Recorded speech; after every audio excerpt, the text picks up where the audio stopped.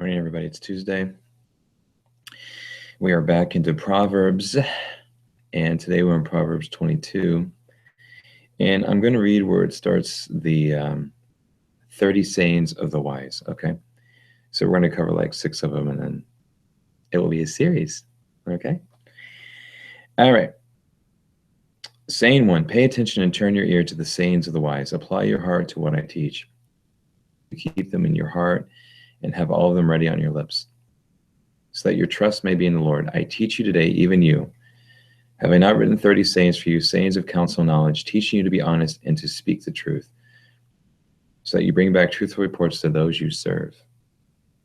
Okay, that's saying 1. Saying 2, do not exploit the poor because they are poor, and do not crush the needy in court, for the Lord will take up their case and will exact life for life. Saying 3, do not make friends with a hot-tempered person. Do not associate with one easily angered, or you may learn their ways and get yourself ensnared. Saying 4, do not be one who shakes hands in pledge or puts up security for debts. If you lack the means to pay, your very bed will be snatched from under you. Okay. Saying 5, do not move an ancient boundary stone set up by your ancestors. Interesting. Saying 6, the last one we'll do today. Do you see someone skilled in their work? They will serve before kings. They will not serve before officials of low rank. Interesting.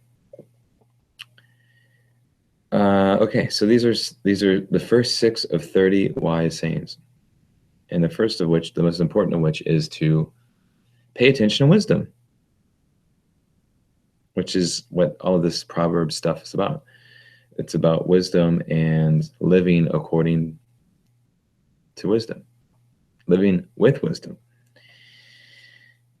And I was writing in my devotional, I was thinking about this a little bit more, and I said, wow, we should maybe aspire to hang around people who are wise. I know, crazy concept. All right, my dog is like shaking or something. Sorry, I'm in my bedroom because my wife's on the treadmill. Hold on, I gotta get a bench. Don't go anywhere. Okay. So my thought was, we really need to spend more time around wise people, because their ways will rub off on us. They'll be enthusiastic, they'll be encouraging, and we'll actually maybe begin to see how wisdom works, why it is considered life-saving, why it's more valuable than rubies and gold and silver, why King Solomon, who could have asked and prayed for anything, made that his first priority, wisdom. So I think in that same and similar vein, we should seek out people who are wise, many people, and just be around them, talk to them. Hey, starting to eat my glasses. And good things will happen, just like in, what is it, saying 2 or 3, don't hang around a hot-tempered person, because eventually their ways will become your ways, for the exact same reason, right? We want to be around people that can teach us. And I was thinking that, wisdom is really, it comes from God, right? The origination of wisdom is from God. It's been said thousands of times.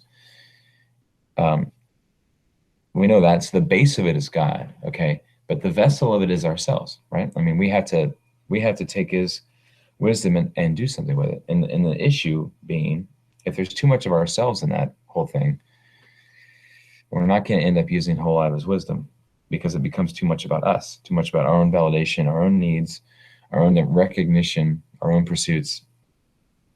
And it gets lost in translation, let's just say. God's wisdom gets lost in our translation of it. And a lot of that is because we aren't with Jesus. We aren't following enough of Jesus. We aren't making Jesus enough of a priority in our lives. He hasn't filled us the way that he needs to, so that when we do things, people will say, wow, we're the wise person. People may want to hang with us. They may want to talk to us. They may want us to share our stories. They may want us to share how we got started on our faith journey. See how that works? We should start seeking out wise people, but what will happen is other people start seeking out us. It's a daisy chain, right? We're all linked. We're all linked in it. But the point being that we can Make it about God. Make it about God's wisdom. Make it about how to live in this frantic, upsetting, spirit-crushing world in a way that actually breathes life into it. I know, it's tough. I was like just trolling the internet yesterday, and just all the nastiness out there is just crazy, right? And it's not just coming from liberals. It's also coming from people in the church, people in government, people in various uh, what would you say? I don't know. I don't have the word for it. Different sects, if you will, different groups, different. It's not there, and that's what I'm saying. Like, finding wisdom isn't just like just go to church. I mean, there's definitely wise people in church, but just because you're at church doesn't necessarily mean you're going to be stumbling across all this wisdom. Sorry, that's how I feel. So you have to be alert. You have to pay attention. You have to watch. You have to see people do things that actually have some humility in them, like where you do things not for a show. You do things without fanfare. You just kind of quietly do generous things. And people are doing it all the time, man. All the time. We just aren't paying attention. We're too busy. We're too focused on ourselves to catch it. But it's happening. I'm saying pay attention. That's all. Pay attention and see what's happening around you. I'm sure you'll see several acts of wisdom in a day. And when you do, just be brazen. Go up to the person and ask them, hey, I saw you do that thing. That was cool. Like, why? What made you do it? And start a conversation, man. This is the whole point of this, is to keep conversation going. Keep conversation going.